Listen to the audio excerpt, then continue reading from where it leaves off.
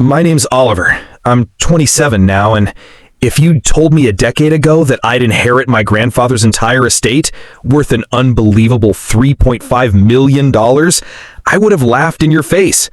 Back then, I wasn't even sure I'd make it through the week, let alone end up sitting in a lawyer's office with my estranged parents glaring at me like vultures circling fresh prey. The twisted part?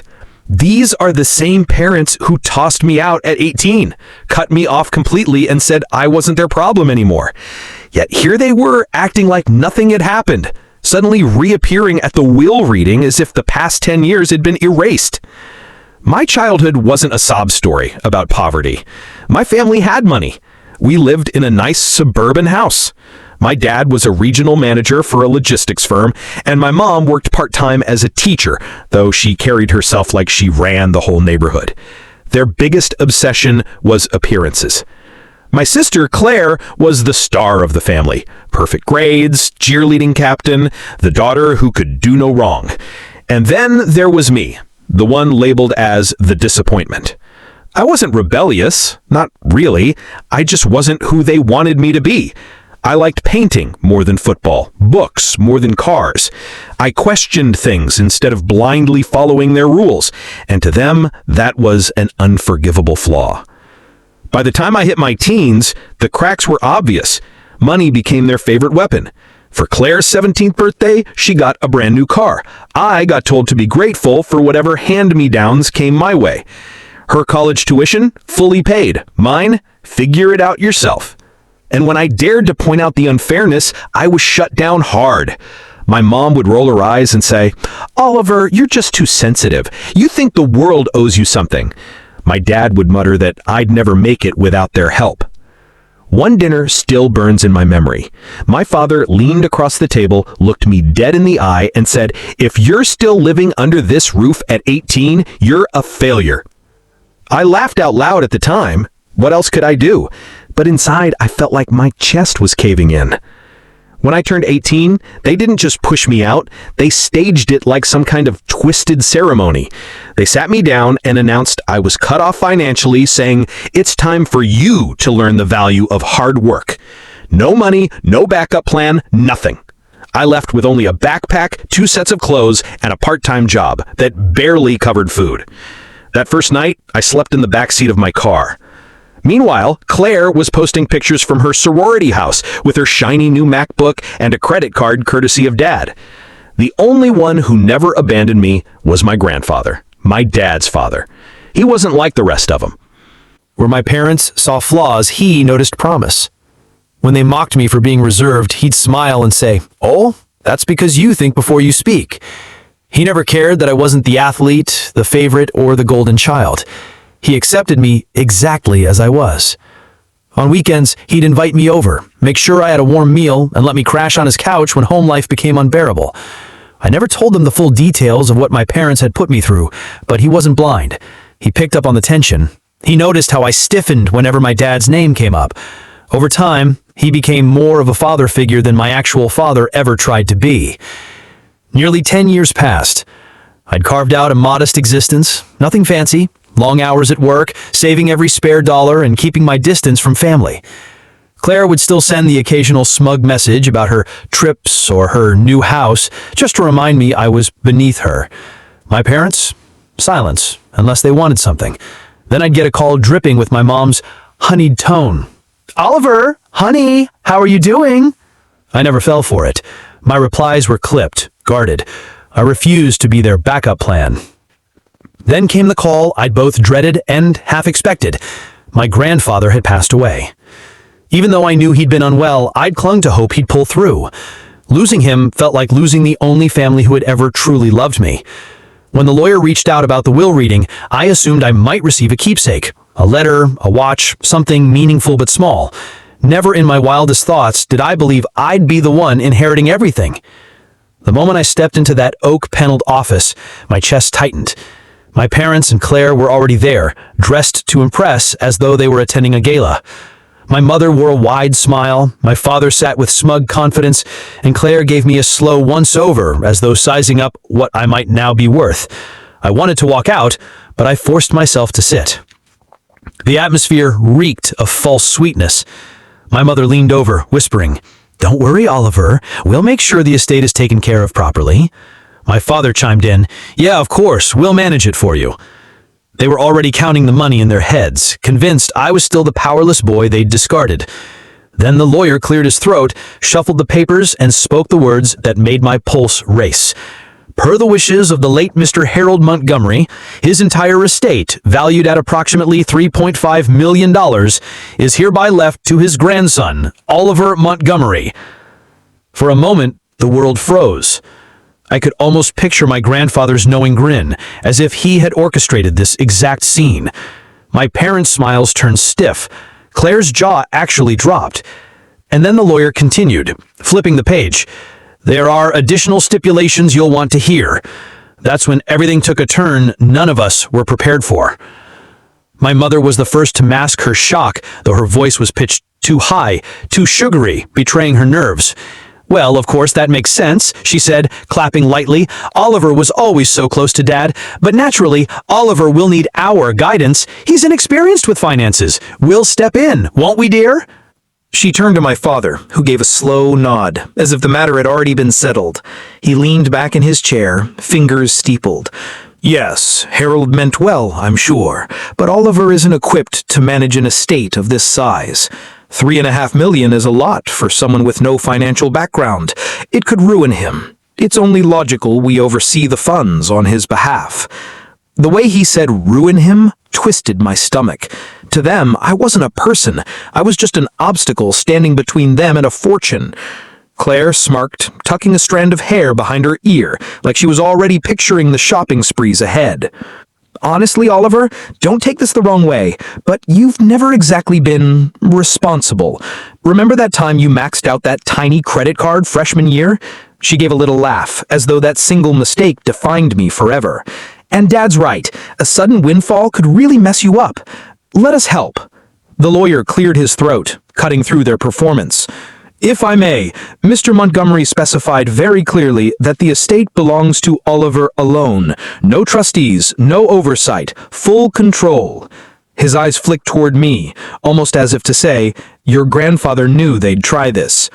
But my parents weren't deterred. My mother placed her hand on my arm, her nails pressing faintly through my sleeve. "Oliver, sweetheart, you know we only want what's best for you. We can guide you through this. Make sure you don't make mistakes.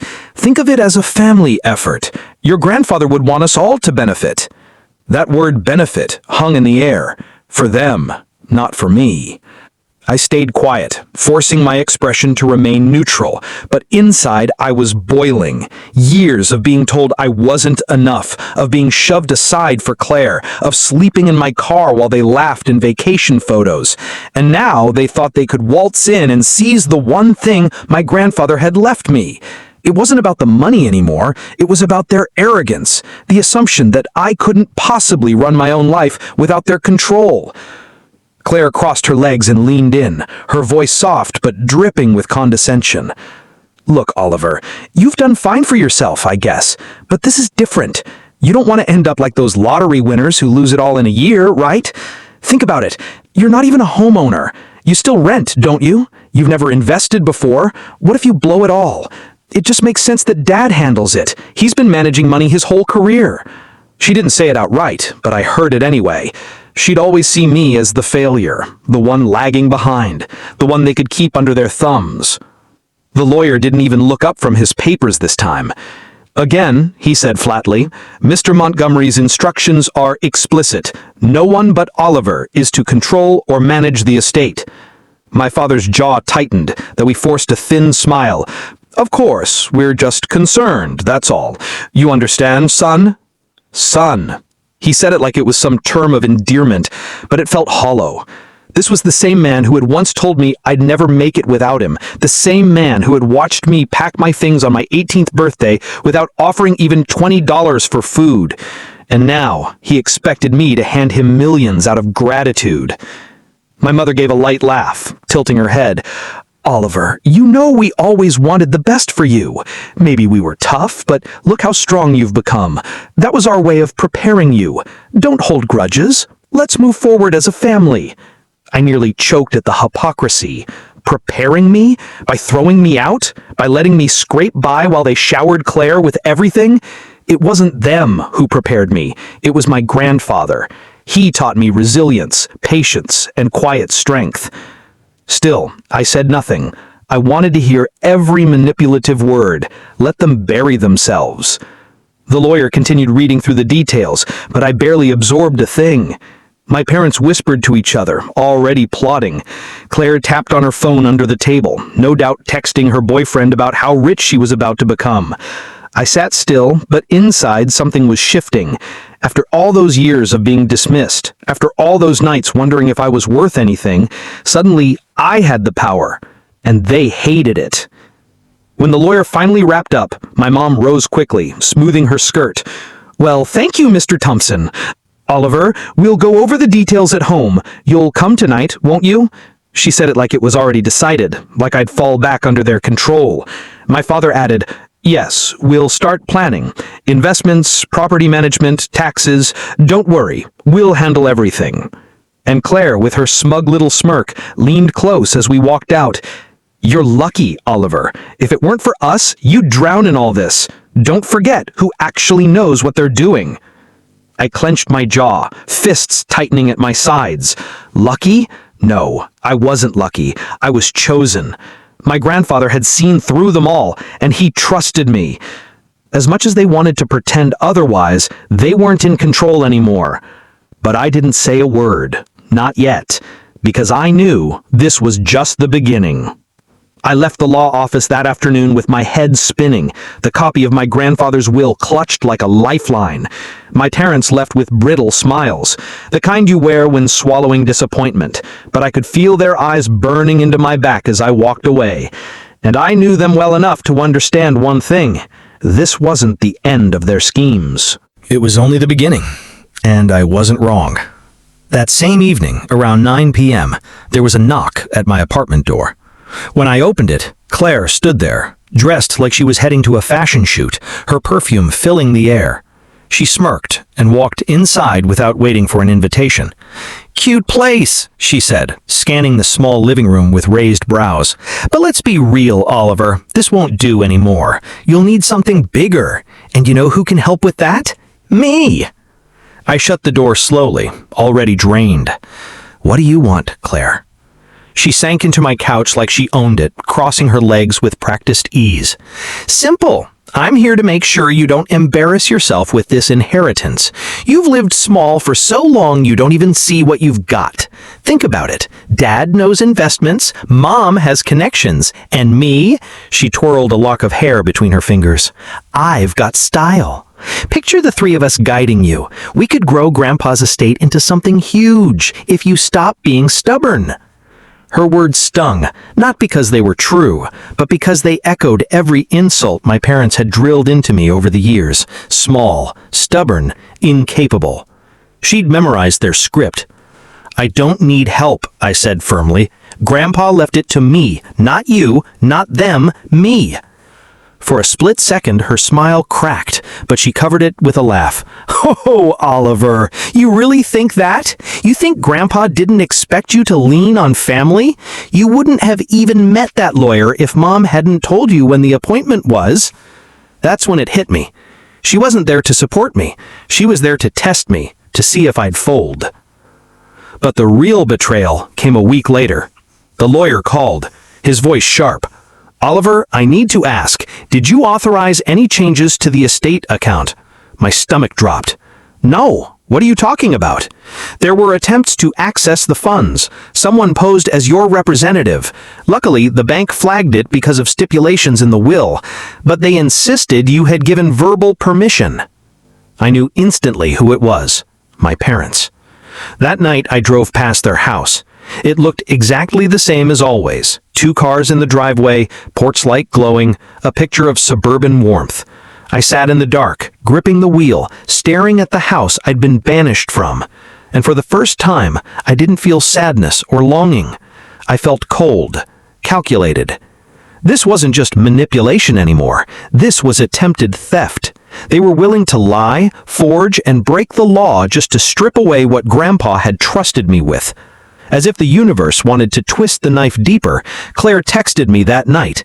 "Don't be naive, Oliver. Money belongs with people who know how to use it. Be smart or you'll lose it all." I stared at the message, my chest pounding, and something inside me snapped. The betrayal wasn't just their attempt to steal from me. It was the realization that to them, I'd always be the weak link, the disposable one. They'd cut me off at 18, laughed while I struggled, and now that I finally had something of my own, they wanted to take it too. I set my phone aside and sat in the dark thinking about my grandfather. I remembered his steady voice, the way he'd look me in the eye and say, "Oliver, don't let anyone decide your worth. That's up to you." For years, I hadn't believed him, but with my parents circling like sharks, I finally understood. That night changed everything. I wasn't just going to protect what was mine, I was going to make them regret ever underestimating me. What I didn't realize was how far they were willing to go or how brutal the fight was about to become. The days after the bank incident were some of the darkest I'd faced since the night I was thrown out at 18. At first, I thought I could ignore their schemes, cut them out completely, and move on. But that's not how they operated. They had a way of clawing into every crack, forcing themselves into places they didn't belong until you felt suffocated. I began noticing unsettling things. One morning, I came down to my car and found a long, deliberate scratch etched down the side. It wasn't careless or accidental. Someone had dragged a key from the bumper all the way to the taillight. A few days later, my landlord forwarded me a message. Multiple anonymous complaints had come in about noise from my apartment. I lived alone. I rarely played music, and most nights I wasn't even home until late. It was obvious somebody was trying to stir trouble. Then came the whispers. My parents still lived in the same town where I grew up, surrounded by their circle, church friends, country club acquaintances, and gossip-loving neighbors. Suddenly, those familiar faces treated me differently. At the grocery store, the cashier who once greeted me warmly now raised her eyebrows when I paid in cash. At the gas station, a woman muttered under her breath, "Must be nice living off your grandfather's fortune." I knew exactly where this came from. My parents were painting me as the greedy grandson who had snatched the estate out from under the family. The worst part wasn't even the lies. It was the silence. Friends I'd trusted stopped reaching out. Maybe they believed the rumors. Maybe they didn't want to be caught in the middle. Either way, the small reputation I had worked so hard to build was unraveling. One night, I sat at my kitchen table staring at a stack of bills. It wasn't that I couldn't pay them. I had money now, but I was paralyzed. If I touched the inheritance too openly, it would only fuel the story my parents were spreading, that I was reckless, undeserving, incapable. Every decision suddenly felt like proof against me. The old doubts crept in. Maybe they were right. Maybe I wasn't strong enough to handle this. Maybe I'd drown under the weight of what my grandfather had left me. The memories flooded back, being told I was worthless, being dismissed, being treated like I would never amount to anything. For a moment, I was 18 again, sleeping in the back seat of my car, wondering how I'd even make it to the next week. Then I remembered something. In the drawer of that table was an envelope I had tucked away years ago, a gift from my grandfather on my 21st birthday. I'd kept it without ever really rereading it. Inside was a letter, his handwriting strong but a little unsteady. "Oliver, if you're reading this, I hope you've realized by now that the world won't hand you anything. It will try to take. Don't let it. You are stronger than you know, and one day you'll have to prove it. When that day comes, don't back down. Stand tall. They can only take from you if you give it to them." I read those words again and again until they sank deep. My grandfather had seen through my parents long before I had. He had trusted me to rise above them. That night, something shifted. I was still lonely, exhausted, weighed down, but a plan began to form. Quietly, carefully, I started documenting everything. I kept the bank's report about the attempted account breach. I saved Claire's messages. I recorded every rumor I heard in town and who it came from. At work, I stayed late, digging into estate law, trusts, and property management on the public computers. If they wanted to paint me as incapable, I was going to become the most capable person in the room. I didn't tell a soul. I smiled when people sneered, stayed calm when my parents threw little jabs, and acted like I was stepping back. But I wasn't. I was preparing. All that time, I'd been quietly building something beneath the surface. It was isolating, even painful. Each day felt like inching across a tightrope suspended over a bottomless drop, and yet, there was strength hidden in that silence. For once, I wasn't reacting. I was preparing. Deep down, I knew my grandfather would have been proud of that. I couldn't say when or how it would happen, but I promised myself that a day would come when the scales shifted, when I would stop being their target and start pulling the strings myself. I just didn't realize how soon that moment would arrive, or how ruthless my parents would become in trying to force my hand.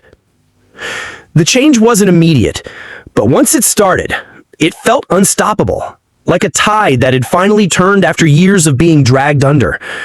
I kept my head low, put in long hours, and poured myself into learning how to handle money responsibly.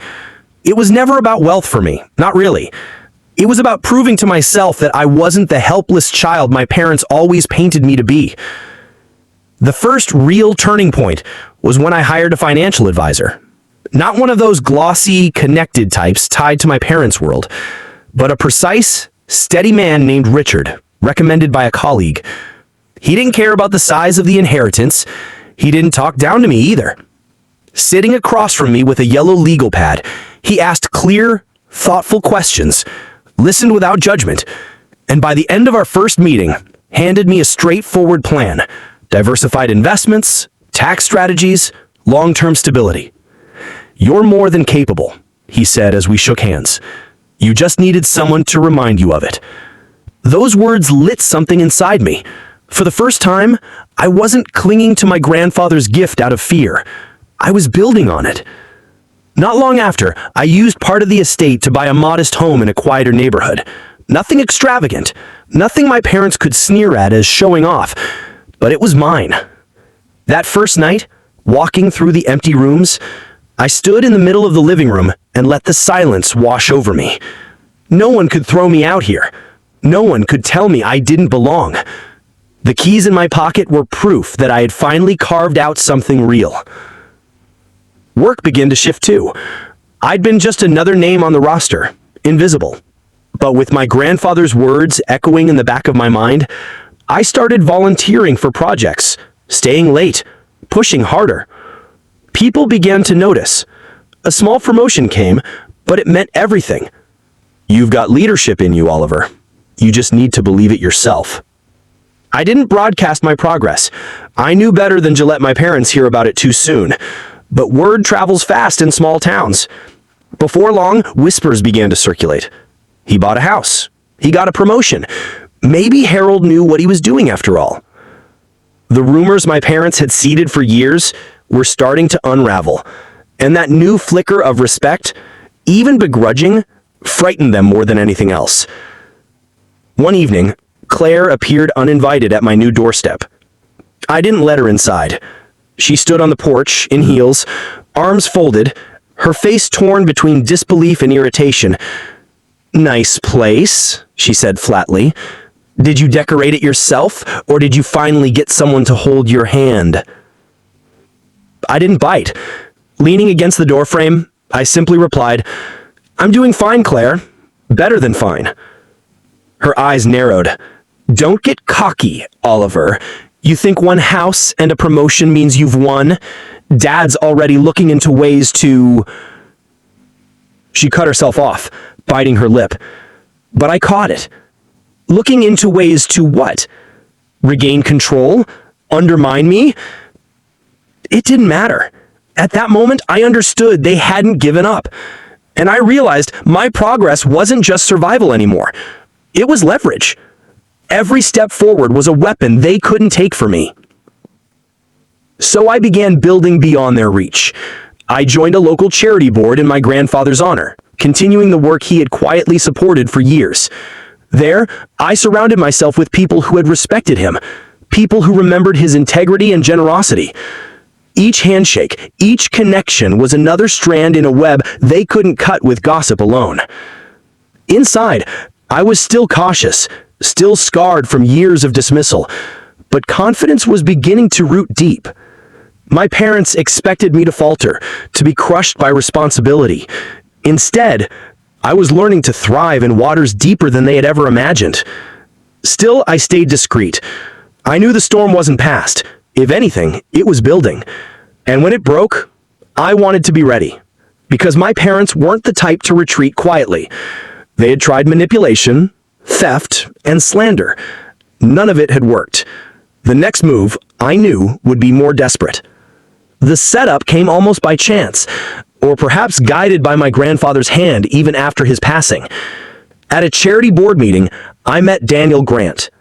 Late 50s, sharp-eyed, calm, the kind of man you made lean closer when he spoke. He had known my grandfather personally. They played chess together every Thursday for nearly 10 years. When he learned who I was, his expression softened. "Harold was a rare man," he said, shaking my hand firmly. "I hope you know how proud he was of you." Later over coffee, his tone shifted.